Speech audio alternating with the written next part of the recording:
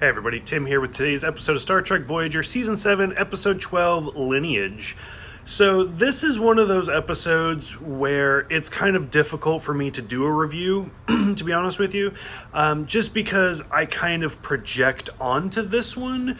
And so, I mean, that's something that technically in the perfect world I wouldn't be able to do, and I could just look at this episode objectively and just be like, this is what I think about it. But episodes like this are a little bit difficult for me. Because this whole episode is about B'Elanna finding out that she's pregnant, which is kind of interesting because like Naomi's the only child that's been born on Voyager after like almost 7 years, and now B'Elanna's pregnant.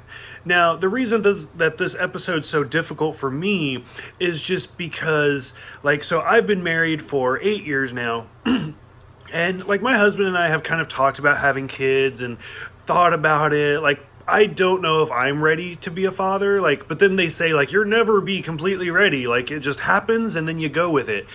But for my husband and I, like, that's not an option. Like, even in this episode, when B'Elanna and Tom go and see the doctor, and the doctor's like, have you been trying? And they're like, not really. Like, it seems like they weren't trying, but they weren't preventing it, so it was kind of an accident.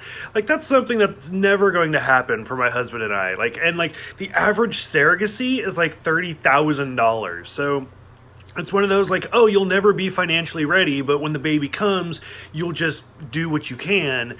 Yeah, unless I just get $30,000, like, it's not going to happen. So episodes like this are just kind of difficult for me to watch because it's like, it's something that I may never actually experience. So that whole story, that's more of a review of me than it is this episode.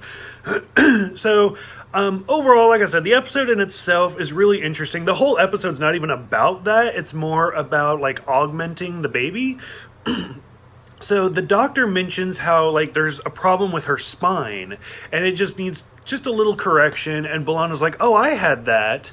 And she's like, and my mother had that. And the doctor's like, oh, it's common in girls. And they didn't want to know the sex of the baby, but it's like, oops, now that's out. So they're actually able to show a hologram of what the baby looks like, and it has the forehead ridges. And so a lot of this episode also has to do with flashbacks of B'Elanna as a kid, like going out camping with her father and her cousin, stuff like that. And then she does her own little holographic version of the baby, like kind of ups the age to like 12, and then starts deleting genes. And like she goes from having black hair to blonde hair. And then finally she gets it to the point where the ridges go away. And that's how she wants the baby to look. She doesn't want the baby to be Klingon because of the way that she was brought up. Her and Tom have a huge fight about it, which is kind of understandable. A lot of, like, the different races are brought up on board. How I think there's only like 150 something people, maybe 160 at this point.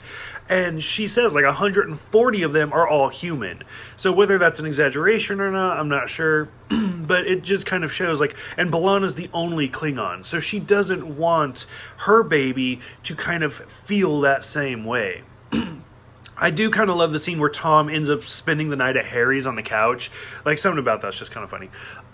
The real big twist in this episode is where, like, B'Elanna actually rewrites the doctor's program to, like, change the baby's genes so that the doctor thinks that it's a medical emergency and they have to do it. And, like, that was a really intense scene. Like, I don't even know how I would react in that scene.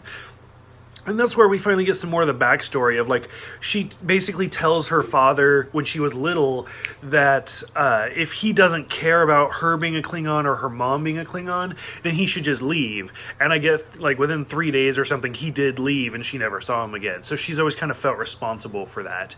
And she doesn't want her child to feel responsible, nor does she want Tom to leave her.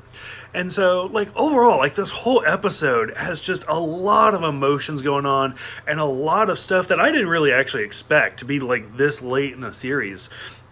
And then, of course, I love the scene where, like, the doctor is made the godfather, which, like, B'Elanna, especially if you go back to those early seasons, was one of those where he's just a hologram. Like, just turn him off and let's go.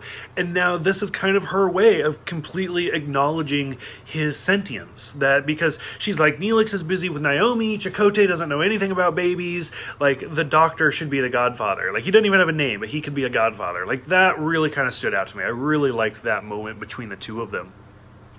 Like I said, overall, I do think this is a really good episode. I don't know, maybe I'm just kind of getting the baby fever or something, but, like, I don't know, like, all I do is sit here and watch Star Trek and work all day, so I don't know if I'm ever going to be a father. I don't know if I'm meant to be a father. But, like, this episode, for whatever reason, really was kind of rough for me to watch. So, for those who have seen this one, what did you guys think? If you guys have stories about being parents that was really unexpected, I would love to hear that. What did you think about it being like 7 years and only one baby's been born?